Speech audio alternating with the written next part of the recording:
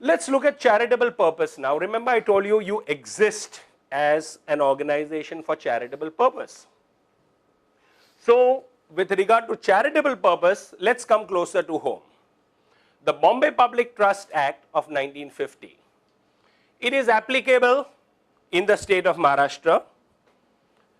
The same act is also applicable in the state of Gujarat, but with certain modifications. Because remember, charity is a state subject under the Constitution. Under the Constitution of India, charity is not a central subject. It is a state subject, and it's also on the concurrent list. But largely, therefore, registration is always at a state level. This is one of the myths we always live under. We often claim to be what we call national level organizations. And people live under the pretext that if you get yourself registered in Delhi, which is the national capital, no doubt, you are a national level organization. It is not so.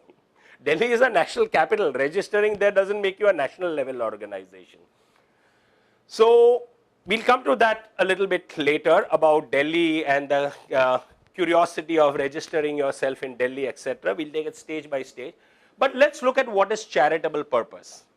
Under section 9(1) of the Bombay Public Trust Act, which I repeat is in Maharashtra, the Trust Act incidentally exists only largely in Western India. Maharashtra has it, Gujarat has it, Madhya Pradesh has it, Rajasthan has it. You go to a large part of the rest of India, South India, Northeast, no one has heard of trusts. There is no charity commissioner in place.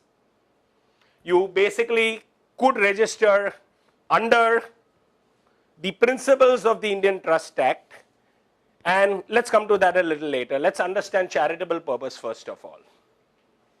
Charitable purpose is defined here as relief of poverty or distress, education, medical relief, provision for facilities for recreation or other leisure time occupation, including assistance for such provision, if the facilities are provided in the interest of social welfare and public benefit, and the advancement of any other object of general public utility, but does not include a purpose which relates exclusively to religious teaching or worship.